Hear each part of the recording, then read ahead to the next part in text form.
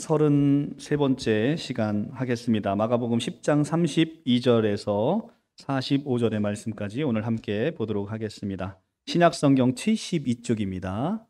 신약성경 72쪽 마가복음 10장 32절에서 45절 말씀 제가 봉독해 올리겠습니다.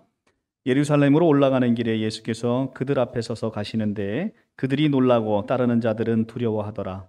이에 다시 12 제자를 데리시고 자기가 당할 일을 말씀하여 이르시되 보라 우리가 예루살렘에 올라가노니 인자가 대제사장들과 서기관들에게 넘겨지매 그들이 죽이기로 결의하고 이방인들에게 넘겨주겠고 그들은 능욕하며 침뱉으며 채찍질하고 죽일 것이나 그는 3일 만에 살아나리라 하시니라. 제베데의 아들 야고보와 요한이 주께 나와 여짜오되 선생님이여 무엇이든지 우리가 구하는 바를 우리에게 하여 주시기를 원하옵나이다. 이르시되 너희에게 무엇을 하여 주기를 원하느냐 여짜오되 주의 영광 중에 우리를 하나는 주의 우편에 하나는 좌편에 앉게 하여 주옵소서. 예수께서 이르시되 너희는 너희가 구하는 것을 알지 못하는도다. 내가 마시는 잔을 너희가 마실 수 있으며 내가 받는 세례를 너희가 받을 수 있느냐. 그들이 말하되 할 수 있나이다. 예수께서 이르시되 너희는 내가 마시는 잔을 마시며 내가 받는 세례를 받으려니와 내 좌우편에 앉을 것은 내가 줄 것이 아니라 누구를 위하여 준비되었든 그들이 얻을 것이니라.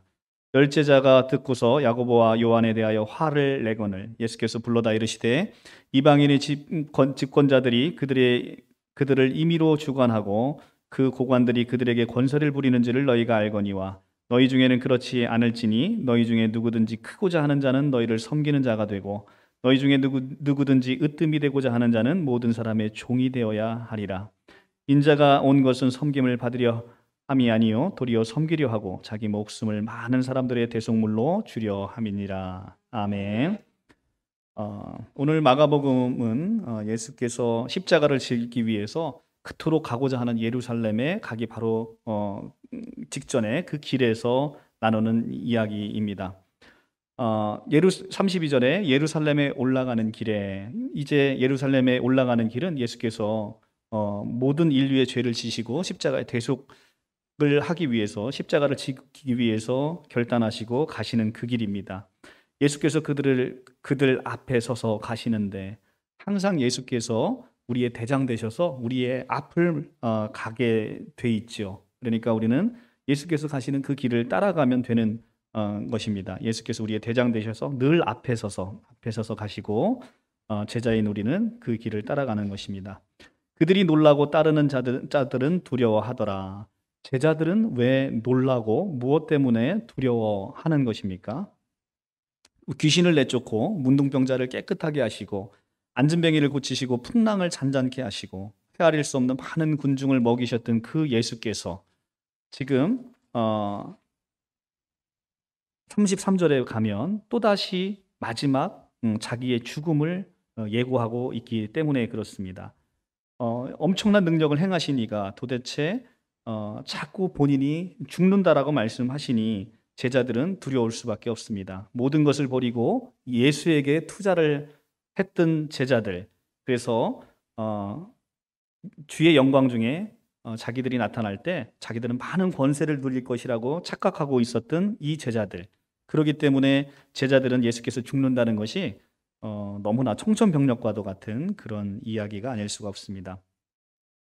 그래서 예수께서는 이제 가시던 길을 잠시 멈추시고 말씀하십니다. 보라 우리가 예루살렘에 올라가노니 인자가 대제사장들과 서기관들에게 넘겨지매 그들이 죽이기로 결의하고 이방인들에게 넘겨주겠고.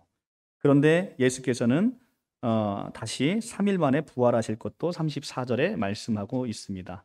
지금 이것은 8장 31절, 9장 31절, 그리고 지금 10장 33절에서 마지막 이 세 번의 순환 예고를 하시는데 마지막 순환 예고입니다. 이제 예루살렘에 올라가는 길에 바로 그 직전에 이제는 이틀이나 한 사나흘이면 예루살렘에 입성하는 바로 그 길목에서 얘기를 하고 있습니다. 수많은 사람들이 운집한 가운데 장로들과 대제사장들과 서기관들 그리고 천하를 주무르는 온갖 사람들이 다 모여있는 권세와 번영의 땅이 바로 예루살렘입니다. 거기에 지금 우리 주님께서는 처참한 죽음만이 당신을 기다리는 그 죽음의 도성으로 지금 한 걸음 한 걸음 나아가고 있는 것입니다. 예수께서 비장한 어조로 당신의 거취를 지금 표명하고 있습니다. 그런데 지금 두 사람의 눈빛이 반짝이면서 서로 눈으로 무엇인가 주고받으면서 예수께 나와서 이렇게 묻습니다. 세베대의 아들 바로 야고보와 요한입니다. 35절 주께서 나와 여짜오되 선생님이여 무엇이든지 우리가 구하는 바를 우리에게 주시기를 원하옵나이다 라고 지금 요청을 합니다. 이게 지금 무엇을 말하고 있는 겁니까? 지금 예수께서 가는 길을 함께 따라가면 그만인 것인데 이들은 지금 이 길을 따라가는 중에 예수께서 지금 선생님이여 무엇이든지 우리가 구하는 바를 우리에게 주시기를 원하옵니다 라고 얘기를 합니다.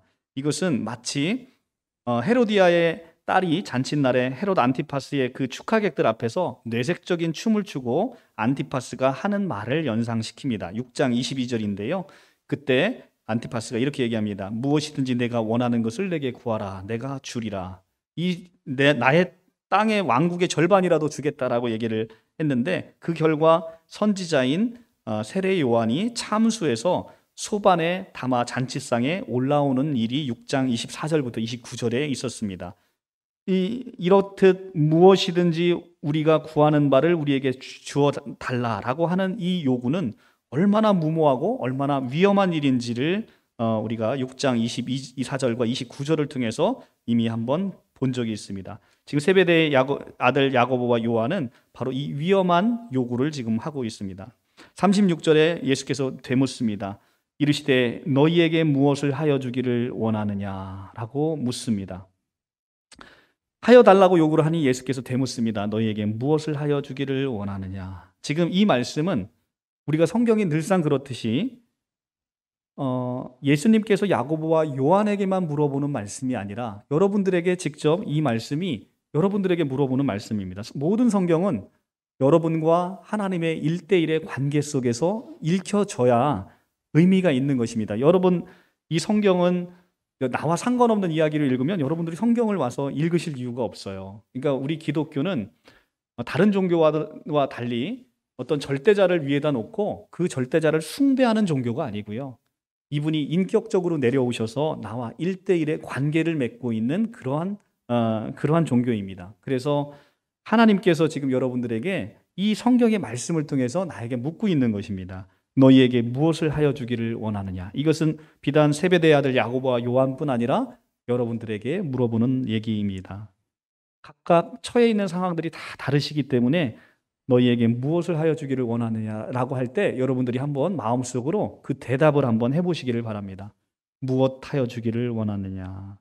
우리 사랑하는 성도님, 특히 우리 교회에는 미혹되어 있는 자녀들 때문에 자녀들이 돌아오기를 간절히 바라는 마음도 있을 것이고 또 여러 환경에 또 아픔 가운데 있으시고 고통 가운데 있으신 분들은 그 고통이 나에게 지나갔으면 좋겠다 하는 소망을 담으실 수도 있을 것입니다. 그런데 지금 오늘 세베대의 아들 야고보와 요한은 주의 영광 중에 하나는 주의 우편에 하나는 주의 좌편에 앉게 해달라라고 높은 자리를 청탁을 하고 있습니다. 이 제자들은 이 영광이라는 것이 어떤 영광인지를 알지 못했던 것입니다. 이 세상적인 예수님께서 마치 대통령으로 등극하시는 것을 상정해서 그때 하나는 우편에 하나는 좌편에 앉게 해달라고 자리 청탁을 지금 하고 있는 것입니다. 여러분은 어떻습니까? 여러분은 어떤 것을 지금 예수께 간절히 구하고 있습니까? 너희에게 무엇하여 주기를 원하느냐. 여기서 저는 늘 이 질문에 항상 대답하는 것은 딱 한 가지입니다. 예수 당신을 저에게 주십시오라는 대답이 저에게는 늘 그런 신앙 고백입니다. 너희에게 무엇하여 주기를 원하느냐. 저는 다른 거 다 필요 없습니다. 예수 당신을 저에게 주십시오라고 얘기를 하면 예수님이 어떤 분이십니까? 바로 하나님이시고 온 우주의 창조주십니다. 그분을 갖는다는 건 모든 걸 갖는 거예요. 우리가 이제 따님을 두신 분들은 잘 알겠지만 따님이 이제 장성해서 시집을 갈 때 좋은 곳에 시집 보내려고 하지 않겠습니까? 세상적으로도 성공하고 또 돈도 많고 아주 좋은 집안에 이렇게 시집 보내고 싶어 하시는 게 다 같은 부모님들의 마음일 텐데 그 이유가 뭐지요? 그 시집가 있는 그 신랑이 어떤 위치에 있느냐에 따라서 자기 딸이 그것을 고스란히 함께 누릴 수 있는 특권이 주어지는 것이죠. 그것이 바로 결혼 아니겠습니까? 그런데 너희에게 무엇하여 주기를 원하느냐 할 때 내가 그분을 나는 당신을 원합니다라고 해서 그분이 나와 결혼하고 나와 온전히 나의 신랑이 돼서 나와 연합되어진다고 한다면 예수 안에 있는 그 창조주 안에 있는 모든 존귀와 위엄과 영광과 머리 대심과 그 통치가 나에게 다 오는 놀라운 경험을 우리가 할 수 있다는 것입니다. 그래서 그분을 바랄 때 그분이 또 실제 나의 안에 왔을 때 나는 온전히 그분을 소유하게 되는 놀라운 경험을 여러분들이 하셔서 여러분들에게 오늘 물어봅니다. 하나님께서 너희에게 무엇하여 주기를 원하느냐라고 할 때 여러분들이 우리 주 예수 그리스도 한 분만을 소망하는 귀하고 복된 고백이 있기를 원합니다. 자, 이제 37절에 야고보와 요한이 그렇게 묻습니다. 하나는 주의 우편에 하나는 주의 좌편에 앉게 해달라라고 자리 청탁을 지금 하고 있습니다. 그러니까 예수님께서 38절에 예수께서 이르시되 너희는 너희가 구하는 것을 알지 못하는도다. 내가 마시는 잔을 너희가 마실 수 있으며 내가 받는 세례를 너희가 받을 수 있느냐라고 물어보십니다. 그러니까 39절에 그들이 말하되 할 수 있나이다 합니다. 너희는 너희가 구하는 바를 알지 못하는다. 그러니까 예수님께는 지금 이 제자들이 예수께서 어떤 길을 가고 있는지를 전혀 인식하고 있지 못하는 거예요.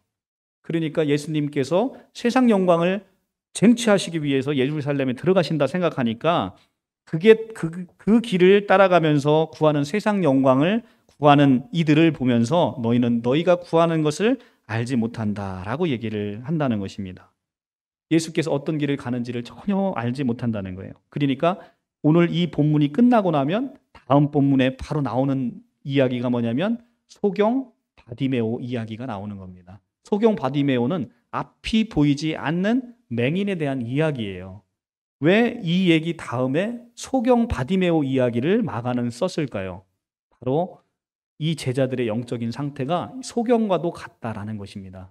이 소경 바디메오가 비로소 예수를 만나서 소경이 치유되듯 이제 제자들이 예수님 안에 더욱 들어가서 진정코 예수를 만나서 그들의 눈이 띄어지는 그런 역사가 있기를 바라는 마음으로 제자들에게 계속 가르쳤는데 이 제자들이 눈이 어두워서 아직도 소경이 되어 있어서 예수께서 가는 길을 알지 못한다라고 얘기를 하고 있는 것입니다. 자, 36절에 보면 예수께서 36절에 이제 묻습니다. 내가 너에게 무엇하여 주기를 원하느냐라고 하니까 이제 세베대의 아들 야고보와 요한이 자기의 세상적인 욕망을 거침없이 드러내고 있습니다. 이들은 사실 좋은 가문 출신의 사람들입니다. 그렇기 때문에 이들은 다른 12제자보다도 더 높은 곳에 있기를 희망하고 있는 것입니다. 그러니까 이들은 세상 영광 중에서도 다른 제자들을 다 제쳐두고 자기들이 온갖 세상 영광을 독차지하고 싶었던 그런 욕망이 있었던 것입니다. 예수께서는 너희가 구하는 것을 알지 못하는도다 하시면서 내가 마시는 잔을 너희가 마실 수 있으며 내가 받는 세례를 너희가 받을 수 있느냐라고 물어봅니다. 내가 마시는 잔이라는 이 표현은 마가복음에서 굉장히 확고한 상징을 가지고 있는 말입니다. 예수님께서 십자가 바로 지시기 전에 겟세마네 동산에서 아버지여 아버지께서는 모든 것이 가능하오시니 이 잔을 내게서 옮기시옵소서. 그러나 나의 원대로 마옵시고 아버지의 원대로 하옵소서라는 14장 36절에 나오는 바로 그 잔, The cup in Mark, 바로 그 잔, 이 잔이 바로 지금 얘기하는 너희가 내가 마시는 잔을 마실 수 있느냐 할 때 바로 그 잔입니다. 그 잔은 어떤 잔입니까? 당신이 마실 진노의 포도주 잔입니다. 그 진노의 포도주 잔은 어떤 잔입니까? 바로 우리의 죄악이 가득 담긴 그 진노, 그 죄악의 포도주 잔이었던 것입니다. 그것은 당신께서 맞을 자신의 죽음의 운명에 대한 말씀입니다. 그리고 내가 받을 세례라고 하는 것은 당신의 장렬한 죽음을 얘기하고 있는 것이죠. 이미 예수께서는 요단강에서 세례 요한에게 죽음의 세례를 받으셔서 요단강 속에서 완전히 물속으로 들어가심으로 자기의 전 존재에 대한 죽음을 이미 경험하셨습니다. 우리가 예수와 함께 세례를 받는 것은 우리의 모든 존재가 이제는 십자가 안에서 그리스도와 함께 장사되고 우리의 전 존재가 이제는 죽어지는 그런 체험을 하게 된다라는 말씀을 하고 있습니다. 그래서 이들이 대답을 합니다. 그들이 말하되 할 수 있나이다. 이들은 전혀 아무것도 모른 채 그냥 대답을 한 거예요. 그들은 말하되 할 수 있나이다. 그런데 이것이 이들의 운명을 결정지어 버렸습니다. 이들은 본인이 알든 모르든 이 대답을 함으로 말미암아 이제는 예수의 그 죽음의 십자가와 함께, 죽음의 세례와 함께 죽게 되는 운명을 맞이하게 됐지요. 실제 사도행전 12장 1절에서 2절에 가면 야고보는 헤롯의 칼에 맞아 죽게 되는 내용들이 나옵니다. 그리고 마찬가지 요한도 마찬가지. 이 야고보와 요한과 모든 사람들은 예수님의 12제자는 좋든 싫든 이제는 그런 예수께서 가시는 그 고난의 길, 십자가의 길을 묵묵히 자기의 역할을 다하면서 따라가는 운명을 맞이할 수밖에 없게 되는 것입니다. 예수께서 이르시되 너희는 내가 마시는 잔을 마시거니와 내가 받는 세례를 받으려니와 내 좌우편에 앉는 것은 내가 줄 것이 아니라 라고 얘기를 합니다. 너희는 내가 마시는 잔을 마시면 내가 받는 세례를 받으려니와, 이제는 너희와 나는 운명 공동체가 될 것인 것을 예수님께서 말씀을 하고 있습니다. 여러분들이 좋든 싫든 이제는 여러분들은 예수께서 가시는 그 길에 접어드셨습니다. 그분께서 여러분들이 그 예수께서 가시는 그 길을 따라올 수 있도록 그분이 끝까지 여러분을 책임지시고 또 그 고난의 십자가도 거뜬히 함께 질 수 있도록 그분께서 여러분들을 축복하신다라는 말씀을 하고 있습니다. 십자가는 언뜻 보면 우리에게 두렵고 너무나 힘든 고난의 길이죠. 그렇지만 우리가 혼자 진다라고 하면 그 십자가 질 수 없습니다. 반드시 그리스도께서 함께 그 십자가를 지심으로 말미암아 우리가 그 고난의 길에서 거뜬히 승리하며 나올 수 있다는 것을 말씀해 주고 있습니다. 자, 이 대화는 지금 예수님과 세베대의 아들 야고보와 요한의 대화는 두 형제 사이의 대화였지만 모든 공개된 대화였습니다. 그래서 제자들이 나머지 10제자들이 듣고서 분이 여깁니다. 41절 10제자가 듣고 야고보와 요한에 대하여 화를 내거늘. 자, 분이 여깁니다. 무엇이 이 10명과 둘을 갈라놓았습니까? 대체 이 10과 둘을 다르게 한 것이 무엇입니까? 바로 권세와 영광을 선점하려고 독점하려고 하는 세상적인 야욕이었습니다. 그래서 이 나머지 10명은 소외감에 울고 배신감에 지금 치를 떨고 있는 것입니다. 이 열과 둘은 이렇게 하나같이 예수님의 참된 뜻을 외면하고 예수님과는 다른 길로 가게 되는 것을 보여주고 있습니다. 무엇이 저들로 하여금 저렇게 귀를 먹게 하고 눈이 멀게 해서 이 고난과 죽음을 향해 가는 예수님의 그 길 앞에서 자기들은 권세와 영광을 향해서 세상적인 욕망으로 사로잡혀 있는지를 오늘 우리가 함께 보았으면 합니다. 이들은 예수께서 가시는 길 그리고 예수가 누구신지를 친정코 서로 알지를 못했기 때문에 이 예수님에 대한 본질에 대한 오해, 그러다 보니까 예수가 우리를 위해서 우리를 먹여주시고 입혀주시고 하는 세상 것적인 것만 탐하게 되는, 그리고 또 세상 영광만을 탐하게 되는 그 집착의 영광에 대한 집착으로만 가득 불타오르는 제자들의 모습입니다. 이 모습은 비단 우리들의 모습이 고스란히 여기에 투영되어 있는 것입니다. 우리도 처음에 예수 믿을 때는 누구나 처음 예수 믿을 때는 나의 모든 어려운 고난과 현실을 예수께서 구원해 주시고 거기서 구출해 주시기를 원하는 것이 누구나 지극히 당연한 신앙의 첫 번째 모습입니다. 그런데 우리가 그 길에만 머물러 있으면 우리가 신앙생활을 너무나 잘못하고 있다는 것이죠. 처음에는 우리의 모든 형편을 다 내려놓고 그것을 간절히 해결해 주기를 바라는 마음으로 예수를 믿습니다만 이제 그 길에만 머물러서는 하나님의 이 영광의 길을 온전히 우리가 따라가지 못한다는 것입니다. 우리가 비록 내가 예수를 믿고 손해볼지라도, 예수를 믿고 좀 더 양보할지라도, 예수를 믿고 내 형편이 지금보다 더 좋아지지 않을지라도 예수 그리스도께서 약속하신 그 약속을 붙잡고 바로 영광 중에 나타날 그때에 우리 모든 것이, 우리의 모든 삶이 그분에게 영광이 되는 삶으로 살았다라고 칭찬을 받는 그 소망을 가지고 우리가 살아가는 그런 제자도의 모습, 이 제자도의 모습을 지금 마가복음은 계속 우리에게 권면하고 있는 것입니다. 지금 제자들은 예수의 길을 깨닫지 못하게 하는 것은 바로 그 영광이라는 것에 집착을 하고 있기 때문인데, 이 영광이 어떤 영광인지를 제대로 알지 못하고 있는 것입니다. 이 영광이 저들의 생애 목표이고 저들의 행동의 구체성을 결정하는 궁극적인 가치인데, 이 영광은 필시 하나님께서 준비하신 그 영광이 아니라 세상적인 욕망에 사로잡힌 그 영광을 바라보고 있기 때문에 제자들은 예수님의 길을 온전히 가지 못하고 있다는 것입니다. 지금 마가복음은 길의 복음입니다. 지금 우리가 여러 차례 이 길 갈래에서 어떤 길을 선택해서 갈 것인지를 마가는 계속 제시를 하고 있습니다. 우리가 8장 27절에 한번 가서 보시면, 8장 27절에 가서 보시면, 예수와 제자들이 빌립보 가이사랴 여러 마을로 나아갈새 길에서 제자들에게 물어 이르시되라고 하고 있습니다. 바로 이 길은 갈림길입니다. 우리가 예수 그리스도를 따라가는 십자가의 길을 갈 것인지 아니면 세상의 길을 따라갈 것인지를 이 길에서 지금 예수께서는 우리에게 묻고 계시는 것입니다. 너희는 도대체 어떤 길을 선택하여 따라갈 것이냐를 묻고 계십니다. 그래서 지금 이 길을 앞에 두고 지금 예수께서는 제자들을 계속 가르치고 있는데, 제자들로 대표되고 있는 지금 세베대의 아들 야고보와 요한은 그 영광이라는 것을 세상 영광으로 생각하고 자리 싸움을 지금 하고 있는 모습을 우리에게 보여주고 있습니다.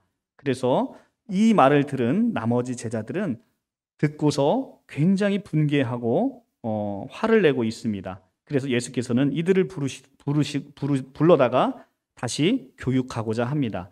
이방인의 집권자들이 그들을 임의로 주관하고 그 고관들이 그들에게 권세를 부리는 줄을 너희가 알거니와 너희 중에는 그렇지 않을지니 너희 중에는 누구든지 크고자 하는 자는 너희를 섬기는 자가 되고 너희 중에 누구든지 으뜸이 되고자 하는 자는 모든 사람의 종이 되어야 하리라. 이것이 바로 십자가, 기독교에서 얘기하는 십자가 복음의 핵심인 것입니다.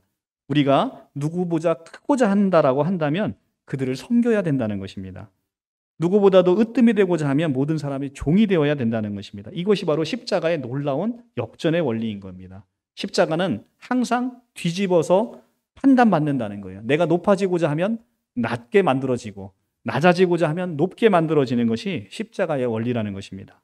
그러니까 우리는 철저하게 하나님 앞에서 낮아진 인생, 그래서 예수께서 살아간 그 길을 따라가는 그런 인생들을 살아갈 때 하나님께서는 우리를 높여주신다라고 얘기를 하는 것입니다. 우리가 신천지가 오해하는 가장 큰 오해가 바로 여기서 있는 것이죠. 나라와 제사장이 되고 싶어서 그들은 14만 4천 명이라는 숫자를 채우기 위해 안간힘을 써왔습니다. 그런데 나라와 제사장은 세상에서 온갖 금은보화를 싸가지고 오는, 그래서 자기 앞에 무릎 꿇고 살려달라고 얘기하는 그 나라와 제사장을 얘기하는 게 아니라 지금 예수님처럼 모든 인류를 위해서 낮아지셔서 종으로 섬기고, 그리고 하나님이신 그분이 친히 무릎 꿇고 제자들의 발을 씻기지 않습니까? 그러니까 그 낮아져 있는 하나님의 모습, 예수 그리스도의 모습으로 우리가 낮아질 때 우리는 진정코 우리가 예수님을 따라가는 삶을 살 수 있게 된다는 것이죠. 그것이 바로 십자가에서 얘기하는 나라와 제사장이 되는 바로 그런 높아지는 가장 그 기본적인 원리는 우리가 낮아졌을 때 하나님이 우리를 높이신다는 것입니다. 내가 스스로 높아지고자 할 때는 하나님께서 우리가 철저히 우리를 끌어내리셔서 낮아지게 만드신다는 것이죠. 그러니까 인간의 욕망과는 전혀 반대로 하나님께서는 십자가의 그 원리를 지금 운영하고 계신다는 것이죠. 그래서 누구든지 으뜸이 되고자 하는 자는 모든 사람이 종이 되어야 합니다. 인자가 온 것은 섬김을 받으려 함이 아니요 도리어 섬기려 하고 자기 목숨을 많은 사람들의 대속물로 주려고 이 땅에 오셨다고 합니다. 인자가 온 것은 섬김을 받으려 함이 아니다라고 합니다. 우리는 예수께서 무엇인가를 부족해서 우리가 예수님을 섬기는 것이 아닙니다. 그분은 본질이 하나님이시고 창조주이셔서 우리는 그분을 하나님으로 높여드리고 또 우리가 창조주로 고백하는 것입니다. 그런데 그분은 실제 다른 신들처럼 자기가 높아져 있어서 우리가 자기를 우러러보고 경배하고 우리를 멀리하고 두려워하는 그런 하나님이 아니라 그렇게 높으신 분임에도 불구하고 그분이 낮아지셔서 육신으로 이 땅 가운데 오시면서 우리와 함께 교제하기를 원하시고 우리와 함께 같이 기뻐하기를 원하시고 우리와 함께 고통을 나누기를 원하시는 바로 그런 하나님이시라는 것입니다. 그것이 예수 그리스도의 섬김, 십자가의 죽으심의 참된 의미라고 얘기를 하고 있는 것입니다. 자, 오늘 말씀의 바로 뒤편에 보면 46절부터는 소경 바디메오 이야기가 나옵니다. 여러분들 예수께서 처음으로 순환 예고를 시작한 게 몇 절인지 아십니까? 바로 8장 31절입니다. 한번 8장 31절로 돌아가 볼까요? 8장 31절로 돌아가 보시면 8장 31절에 이는 제자들에게 가르치시며 또 인자가 사람들 손에 넘겨서 죽임을 당하고 죽은 지 3일 만에 살아나리라 라고 첫 번째 순환 예고를 하고 있으십니다. 첫 번째 순환 예고를 하고 계시기 바로 전에 지금 우리가 보시면 8장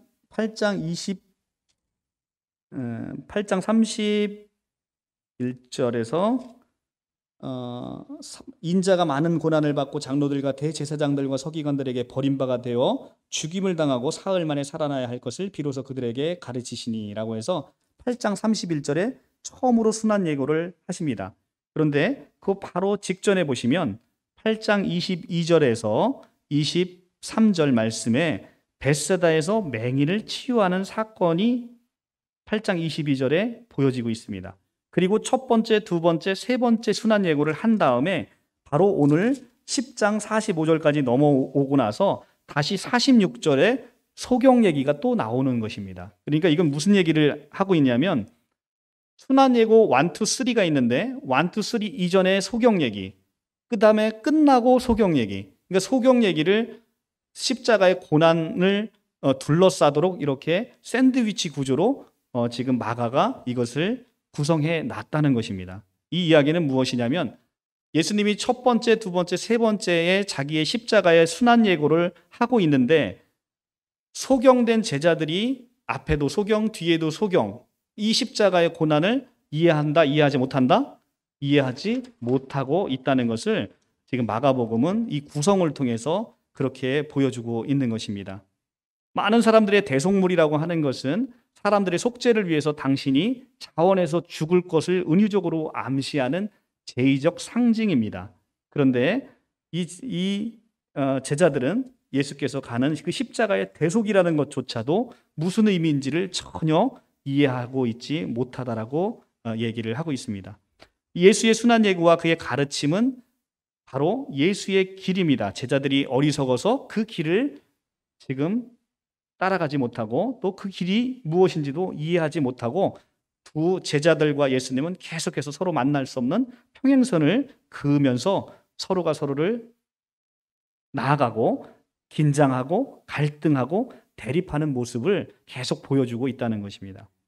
그러면서도 결국은 이런 이해하지 못함을 통해서 이 12 중 하나인 가룟 유다가 예수를 팔아버리고 나머지 제자들도 이제 예수님의 십자가 앞에서 다 도망가고 예수를 심지어는 저주하고 부인하고 도망가는 그 일이 지금 이제 곧 펼쳐지게 된다는 것입니다. 이 제자들이 지금 이렇게 예수님을 버리고 도망가고 저주하고 제자들 중 하나는 예수를 팔아버리게 된 가장 결정적인 그 이유가 무엇입니까? 바로 예수께서 가는 그 길을 알지 못하고 이들의 마음이 완악해져서, 그죠? 이들의 마음이 완악해져서 예수께서 가는 길을 보지 못하고 세상적인 욕망에 사로잡혔기 때문에 그렇게 되었다는 것입니다.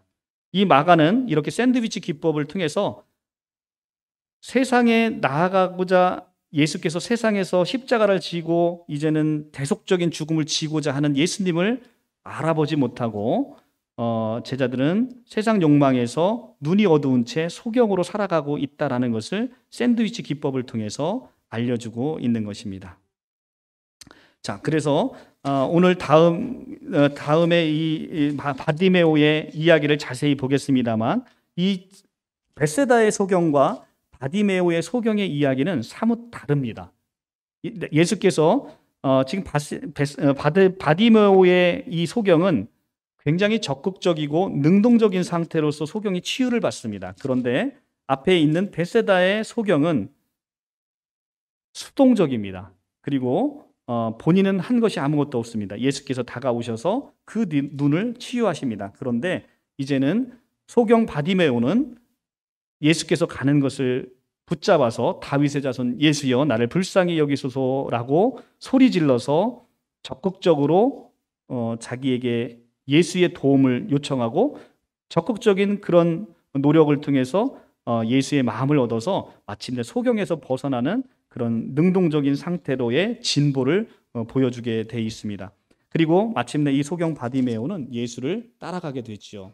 그래서 소경 바디메오는 제자들이 결국은 마가복음 안에서는 눈을 뜨지 못하게 됩니다. 그런데 결국 소경 바디메오의 회복을 통해서 이 제자들이 마침내 이 마가의 세계 안에서는 회복되지 못할지언정 실제 예수께서 죽고 부활하심으로 말미암아 성령을 통해서 이들이 회복되는 모습을 소경 바디메오를 통해서 보여주게 되는 것입니다. 이렇게 제자들의 길은 우리네 인생길로 비유되고 있습니다. 예수의 길과 팽팽한 긴장으로 조성되고 있는데 서로 만날 수 없는 그 길을 지금 우리도 제자들의 모습처럼 예수의 길을 걷고 있는 것은 아닌지를 우리의 자화상처럼 보여주고 있는 것입니다. 우리가 가는 길이 예수께서 진정코 원하는 그 길을 가고 있는지를 한번 이 대목에서 되돌아봐야 되는 것입니다. 이제라도 우리는 맹인에서 눈을 뜨고 예수의 길을 걸어야 합니다. 자기를 부인하고 자기 십자가를 지고 자기의 이 나만의 왕국을 이제는 버려버리고 이제 하늘 왕국의 그 시민으로서 그 백성으로서 우리가 나아가는 그 길을 선택하고 있는지를 한번 돌아봐야 되는 것입니다. 그 길은 정말 누구나 가기 싫은 고난의 길이고 십자가의 길이고 육신의 생명이 다하는 길일 수도 있습니다. 그런데 그 길은 마침내 우리를 살릴 수 있는 생명의 길이고 영광의 길이고 승리의 길이다라는 것을 마가복음은 우리에게 계속해서 보여주고 있습니다.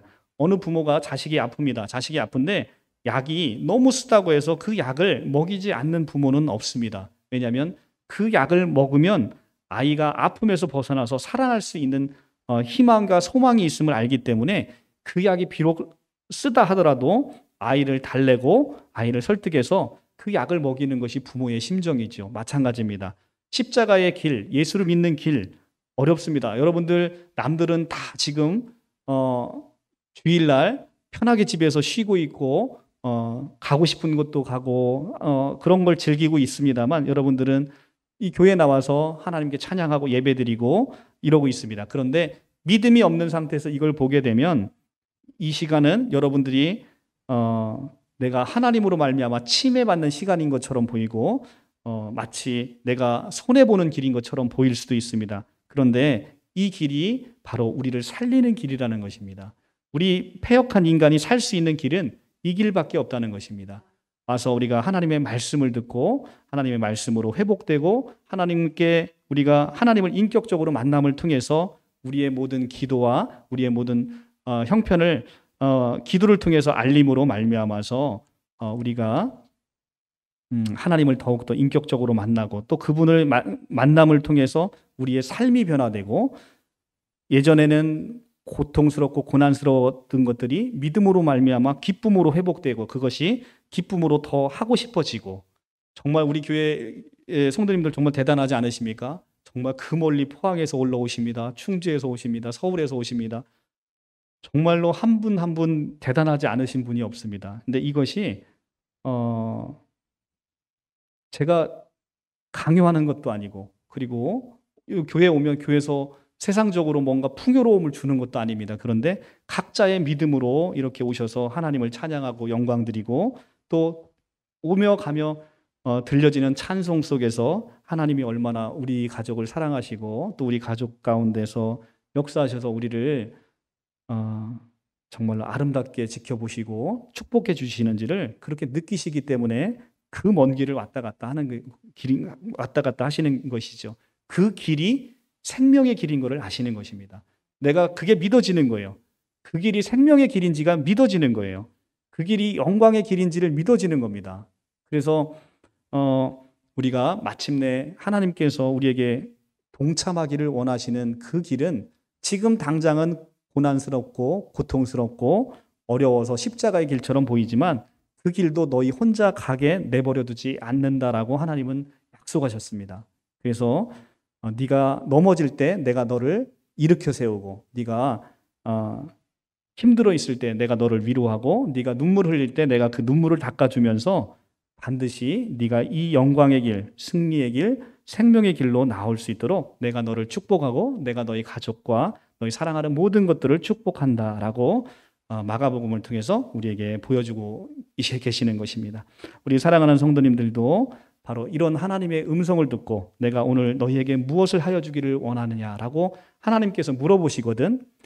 주님, 내가 십자가의 길일지라도 내가 그 길을 주님 위해서, 그리고 또 나와 내 사랑하는 모든 사람들을 위해서 그 십자가를 지고 제가 주님 따라갈 수 있도록 원합니다. 주님을 온전히 저에게 허락하여 주시옵소서라고 여러분들이 고백하는 복된 시간 다 되시기를 간절히 축원합니다. 네, 기도하고 예배 마치겠습니다.